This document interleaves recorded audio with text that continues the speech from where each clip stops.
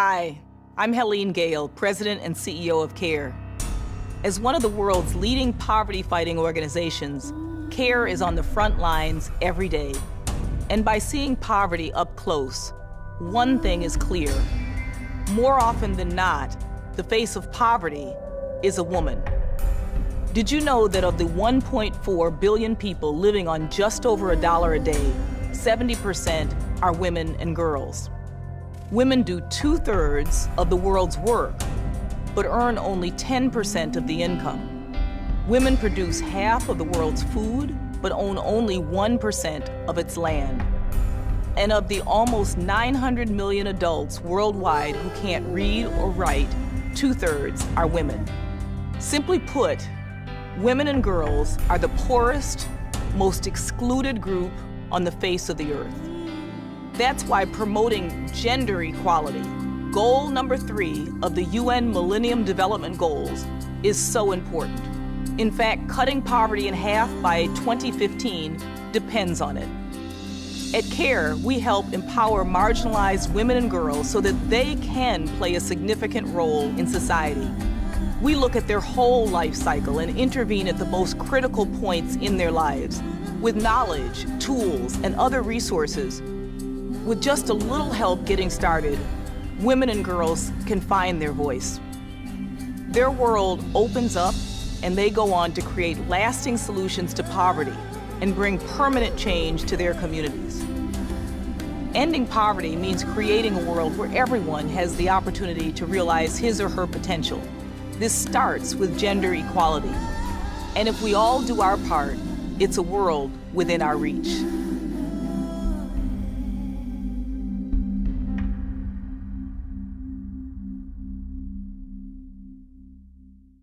Thank you all for joining us for this episode of Woman to Woman. I'm Nadia Bradley, and I'll be your host for today. I'm joined by 2 amazing women and authors, Dr. Joyce Clark and Donna Beasley. Thank you, ladies, for being here today. Welcome to the show. Oh, it's a joy. I'm happy to be here. Thank you.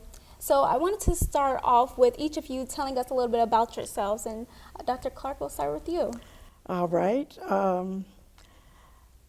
My whole career, when I was working, I was in education. I was a teacher, and I was able to, in educational psychology, mainly in counseling, and I did quite well. I had a very good career, and finally it was time for me to retire, and I went to Florida, and I said, just fine.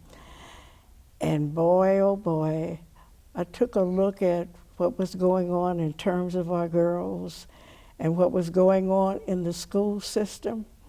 And I thought, this isn't good. Something has to be done. Never thought that I would go and write.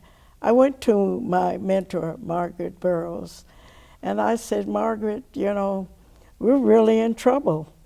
And as you look around at the books and all that are available to our girls, there's very little that tells them about themselves and their history before they came here in slavery. And so Margaret said, well then, write a book. I said, write a book? I said, I'm retired and on my vacation. She said, I don't think so. And so that's why we're here. I am now a writer, and I'm very pleased and very challenged. What about you, Donna? Well, my background is in actually advertising and marketing, and I just wanted to buy some children's books for my niece who was turning 6, and I went to several downtown bookstores, and they didn't have any children's books with a black child in it. I was astonished by this. I mean, you consider that almost 40% of public schools are children of color, that this should still be happening. I did a little research and discovered that only 5% of children's books actually feature children of color. And you know, I decided this is a problem that could be solved, and I set out to do just that. Nice. And so you all are both self-published, excuse me, and I'm always interested in the personal mindset of authors and how they create these pieces of work. So can each of you talk about your creative process and your mindset from start to finish for each of the books? Well, when I think about our children in school learn about slavery and their time in America, they learn very little about Africa. In fact, the things they hear about Africa doesn't make them feel too proud about being African.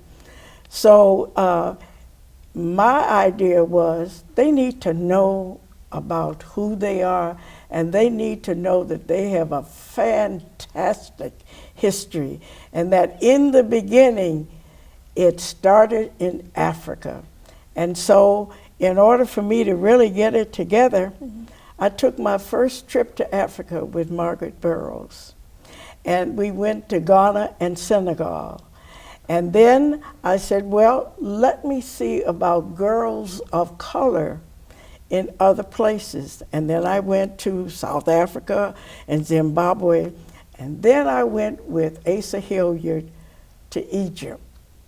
And when I looked around and I thought about, in the beginning, because everything that I saw was Black Africans, and that the books that we had talked a little about Africa, denying that it was the center of culture, and that if they did write about it, it was, like marginal, or they really rewrote it, which means they didn't tell the truth.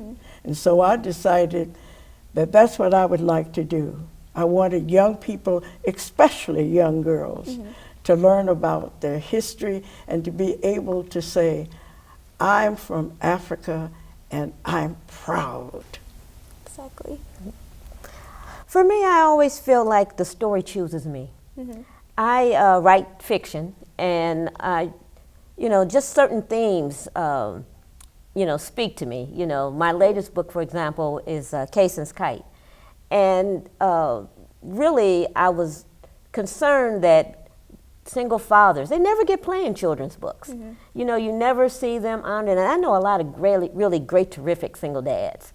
And I wrote that book kind of as an honor to, single dad fathers who are great fathers. And so for me, storytelling, the story, and the story of having our children to see themselves, in a story, in a book, it increases your self-esteem. It helps you solve problems. And, so for me, my very first book, Music in the Family, actually came from the fact that my brother and his band used to practice in the basement. Okay. And, the idea when I first was writing my children's book was from my own story. That there, music in the family, and the story all stemmed from the fact that he had this band that rehearsed in the basement. And so, for me, a story idea usually finds me, and I go with it. Okay. And how long would you say it took to complete some of your projects right now? Well, the thing about writing is the rewriting. See, a lot of people, you don't just sit down and write a book. You have to write it, then you have to rewrite it, then you have to edit it, then you have to rewrite it. So it is not like you don't just, sit down and write a book. So projects can take, I write children's picture books. So, my target market is ages 3 to 8. And, a project can take anywhere from, 6 weeks on. Because it's not only the writing part, right. Then we have to do the illustrations. So as a publisher, I would say that our average projects take about 12 weeks from start to finish. And that's after the writer's finished writing the story. And what about yourself, Dr. Joyce? Really, what I did and what I wanted to do, I wanted to focus on a population. And it was girls, young girls. And I wanted to start in elementary school, not wait until, if they were fortunate enough to go to college, take an African American studies. I want that when they when they graduated from high school, that they knew about their history, they knew about their culture, they knew the relationship to what is happening now. It goes way back into their history. And so I focused on girls from grades 4 through 12. And as you can see, I have 3 journals, and each one, this is journal 1, that's for girls in grades 4, 5, and 6. Journal 2, that's for girls in grades 6th, 7th, and 8th, and 10, 11th, and 12th in the high school. And with each one of them, the first thing I wanted to introduce them to was that I took them on a journey. The first journey was understanding my history and culture. So we went into African history, and I took my own pictures so they could see what was actually going on. And then also, I wanted to focus in, because I'm an educational psychologist, and I wanted to focus on, who am I? Who are you? What is beauty? Is it what you see on the, or is it deeper than that? And then also, everything they see is about sex, but I want to deal with sexuality and how beautiful it is, and how men and women, boys and girls complement one another, and this came for their ancestors. And finally, to tie it all together, the last journey was understanding my spirituality. So there's method to the madness that I try to, I'm a teacher, and I wove it, and I kept working and working, and I wanted the pictures to grab them, I wanted the stories to grab them, and I wanted them to be engaged. Now, with everything going on in the world, I think we can all agree that it's a very interesting time that we're all living in. So why do you think books like yourselves that you have written is so important as it affects the youth today? Well, for me, as a publisher, we're a digital-first company, meaning that our books actually come out in digital format first.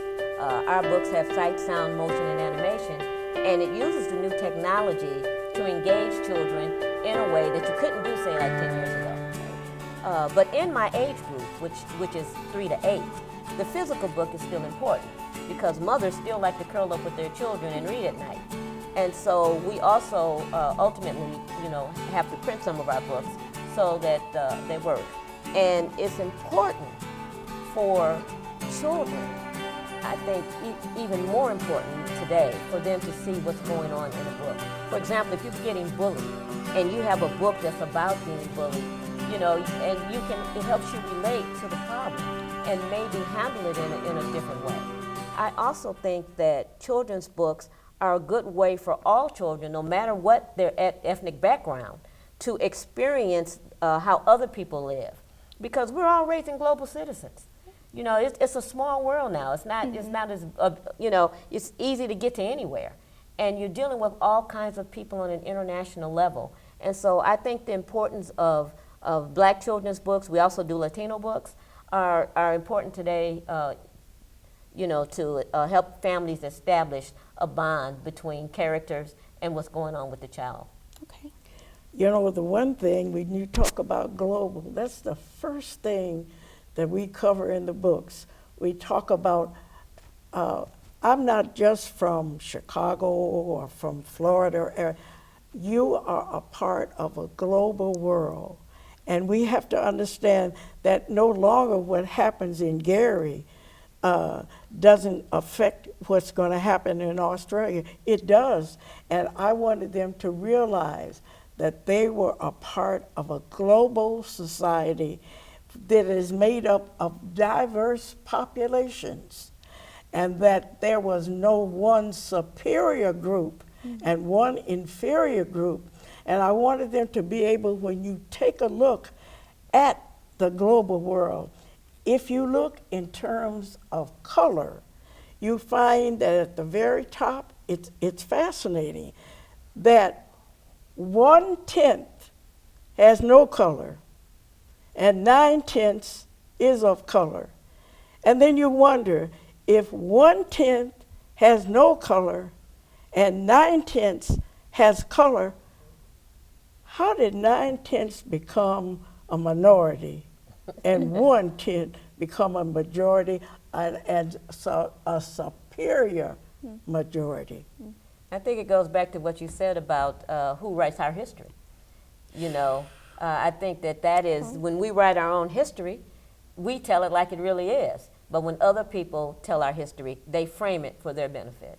Exactly. You know what? In the beginning of each book, it has a lion, and it says, until the lion tells his own story, the story of the hunt will always favor the hunter. Absolutely. And it's who's writing it. That's right. And that's the thing that I felt was important. When you all are talking about who writes the history, what do you think makes each of you all's approach unique compared to some of the other books that are on the shelves right now? Well, of course, you know, our secret sauce, as it were, is our interactive capability. Our books have sight, sound, motion, and animation. And the digital, becoming a digital-first company, to take advantage of the new technology, we're trying to really be the first to the market with it, you know, to really stand out, you know, as a company, because even in our field today, even in our field, our competitors have no multicultural choices, or few, or very few. You know, it's, I don't know, it's a problem that has to be dealt with, and my personal feeling is that if we, as writers, artists, don't step up to create these books, then they're not going to happen, because the larger publishing companies, children's publishing has been in New York for 100 years, and in 100 years they have not solved the problem. They don't know how to deal with it. And you know, here in Chicago, I feel like we can make this happen. We can create greater diversity in children's books. We have the writers, we have the illustrators. You know, I reached out to the community and I asked writers to, you know, join me in this effort. And many of them, like Emma Young and our illustrator Pam Rice, stepped up to the plate and helped us to write these books and to, so we're in essence a community, a company that's by the community and for the community. Yes. Well, I became the self-publisher, because I knew that when I would send my books, you know, for them to look, if they're not teaching it in the schools, they're not possibly going to say, well, I would suggest you do this. I didn't want anybody else telling me what to talk about my ancestors. And so therefore, didn't know anything about self-publishing, and baby, have I had a learning experience, but it's been worthwhile, because it is very important that if you don't know who you are, how are you going to plan what you are? How are you going to plan who you're going to be? Right. You're going to be just like your ancestors. And Dr. Joyce, I know that you have a mentoring program that goes along with the books. Can you talk a little bit about that? I'm glad you said that, because here it is. It's her story. What happened was, after I retired, I went to school for pregnant girls, and I was in charge of counselors and all. And lo and behold, the principal of the school had been one of my counselors, and she said, "Am I glad for you to be here?" She said, "I was one of your counselors." She said, "I have some pregnant young girls, and they need to have some mentors. And could you come in and do that?" And I'm thinking, oh, what a wonderful experience. I was able to get women who said, yes, I want to be a part. I want to be a change agent, and I want to be a part of it, and I'd love to be a mentor. And so, but when we got together, it was, well, what are we going to do? Well, and someone to say, I got this idea. And I said, wait a minute, let's get this thing organized. And that's why I came up with her story. It is a mentorship manual, and it tells you how to start a program, how to engage girls, and some do's and don'ts. And it's really using the counseling approach to working. And it's everybody's talking about mentors, but what do? Gonna have a couple of days? I'm talking about a program. If it's not done in the schools, then we have to take over educating our own children. Mm-hmm. And as I'm sitting next to you all, amazing authors, I think about Women's History Month that's coming up in March. So can you all share one of your role models and why? I've already said it. I'm so delighted.